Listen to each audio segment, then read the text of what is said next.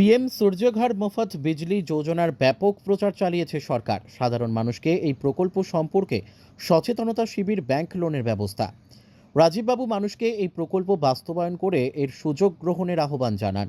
করে বোঝানো হচ্ছে ত্রিপুরা বিদ্যুৎ নিগম ও ত্রিপুরা শহরে জীবিকা মিশনের সহযোগিতায় আগরতলা পুর নিগম কর্তৃক প্রধানমন্ত্রী সূর্যঘর মুফত বিজলি যোজনা নিয়ে জনসচেতনতা ও নিবন্ধীকরণ শিবির অনুষ্ঠিত হয় বুধবার পুর নিগমের আশ্রম চৌমোহনীস্থিত পূর্ব জোনাল অফিসে। এই শিবিরটির উদ্বোধন করেন সাংসদ রাজীব ভট্টাচার্য।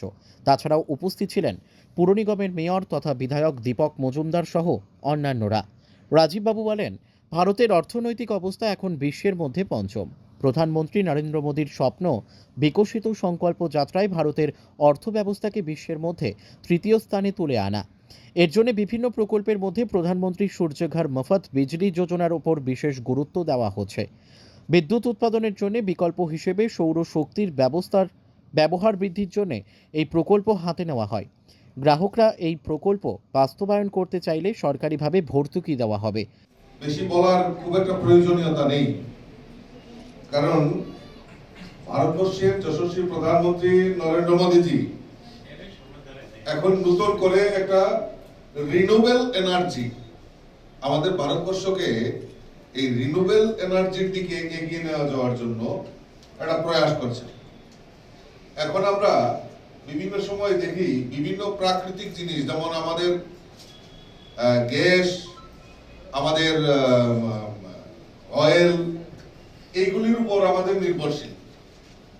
পরিবহন ক্ষেত্রেই হোক, বিদ্যুতের ক্ষেত্রেই হোক, আমরা এইগুলির উপর আমরা নির্ভরশীল হয়ে গেছি। কিন্তু ধীরে ধীরে এই প্রাকৃতিক, আমরা জানি যে একটা বিবর্তন, একটা পরিবর্তনের দিকে, আমাদের গ্লোবাল ওয়ার্মিং এর দিকে আমরা এগিয়ে যাচ্ছি। কাজেই কোনো না কোনো সময় আমাদের এই এনার্জিগুলি আমাদের এক সময় খুব কস্টলি এবং আমাদের কাছে আমাদের পাওয়া খুব দুঃসাধ্য হয়ে যাবে। তো সেই কারণে আমাদের দেশের যশস্বী প্রধানমন্ত্রী, আপনারা জানেন যে আমাদের ভারতবর্ষের অর্থনৈতিক বুনিয়াদ পঞ্চম স্থানে, বিশ্বের মধ্যে পঞ্চম স্থানে রয়েছে। এবং মাননীয় প্রধানমন্ত্রীর যে বিকশিত সংকল্প যাত্রা, এই বিকশিত সংকল্প যাত্রায় মোদিজির যে স্বপ্ন, সেটা হলো আমাদের সারা বিশ্বের মধ্যে যে ইকোনমিক ইনফ্রাস্ট্রাকচার, অর্থনৈতিক বুনিয়াদ শক্তিশালী করা, সুদৃঢ় করা এবং থার্ড পজিশনে নিয়ে যাওয়ার জন্য আপ্রাণ চেষ্টা করছে। তো তার মধ্যে একটা বিশেষ ভূমিকা, সেটা হলো রিনিউয়েবল এনার্জি, অর্থাৎ আমাদের এই প্রকৃতিকে কাজে লাগিয়ে আমরা বিভিন্নভাবে আমরা কিভাবে আমাদের ব্যবহৃত, যেমন ইলেকট্রিসিটি বলুন, আমাদের গাড়ির ক্ষেত্রে বলুন, জ্বালানির মানে আমাদের ট্রান্সপোর্টের ক্ষেত্রে বলুন, সেই ব্যবস্থা আমাদের দেশের প্রধানমন্ত্রী আমাদের কাছে, আমাদের এই ভারতবর্ষকে সেইভাবে মোটিভেশন অর্থাৎ তৈরি করার প্রয়াস করছেন। ইতিমধ্যে আপনারা জানেন যে আমাদের যে ব্যাটারি চালিত গাড়ি খুব জনপ্রিয়তা অর্জন করছেন, এবং শুধু ইলেকট্রিক ভেহিকেল আজকে আমাদের ত্রিপুরা রাজ্যে হয়তো কয়েকটা এসছে, কিন্তু বাইরে সমস্ত মেট্রোপলিটন সিটিতে এখন ইলেকট্রিক ভেহিকেলের উপর বিশেষ গুরুত্ব দেওয়া হচ্ছে এবং চাহিদা বাড়ছে। এবং বিভিন্ন নামি দামি ব্র্যান্ডেড গাড়ি কোম্পানিগুলিও এখন এই রিনিউয়েবল এনার্জি, অর্থাৎ এই ব্যাটারি এবং সঙ্গে অয়েল দিয়ে চালানোর যে প্রয়াস বা ইলেকট্রিক গাড়ি এবং নির্মাণ করার জন্য এবং বাজারে যাতে সহজে সেগুলি মানুষ ক্রয় করতে পারে তার ব্যবস্থাও আমাদের বিভিন্ন কোম্পানিগুলি সেগুলি করছে। তো ঠিক এই এনার্জি, অর্থাৎ আমাদের এই বৈদ্যুতিক শাস্ত্রের জন্য আমরা হয়তো এখন আমরা দেখছি এই বৈদ্যুতিক উৎপাদনের ক্ষেত্রে আমাদের এই ত্রিপুরা রাজ্যেও রয়েছে গ্যাস টারবাইন, তার আগে জলবিদ্যুৎ আমাদের দুই একটা ইউনিট ছিল।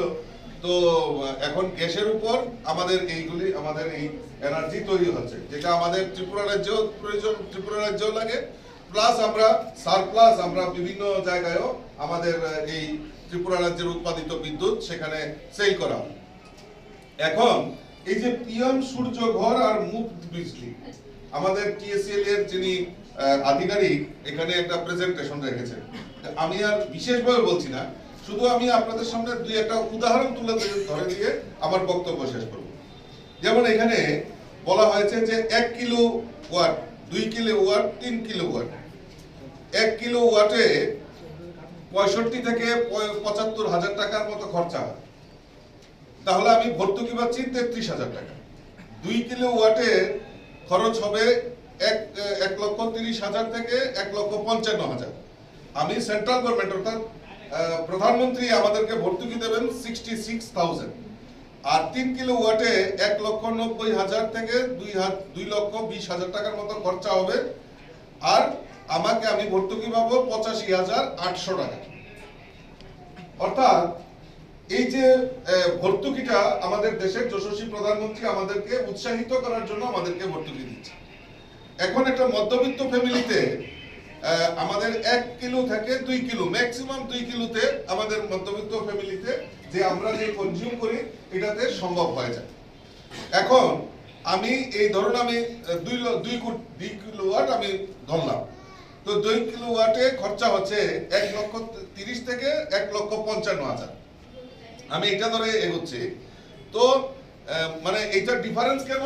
টিএসসিএল এর যিনি আধিকারিক উনিও বলছিলেন যে এটা vendor man to man company very করে তার রেটের উপর মানে কস্টিংটা।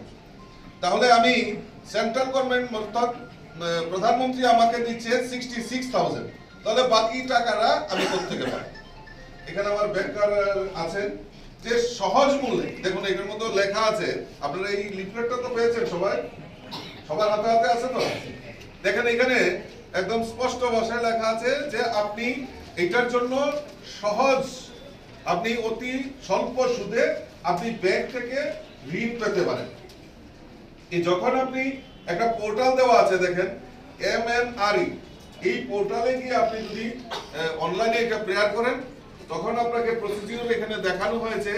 তখন সমস্ত কিছু প্রসিডিউর যখন কমপ্লিট করবেন তখন আপনাদের কাছে ব্যাংক আপনারা তো কন্ট্যাক্ট করেন, এই ভেন্ডারের মাধ্যমে ব্যাংকও আপনাদেরকে সহযোগিতা করে। এখন আপনি বলতে পারেন যে আমরা তো ব্যাংক থেকে ঋণ নেব, তাহলে আমরা রিটার্ন কিভাবে করব?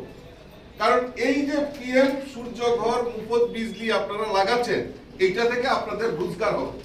কিভাবে রোজগার হবে? যেটা আমাদের টিএসসিএল এর আধিকারিক সেটা উনি বিস্তারিত তুলে ধরেছেন।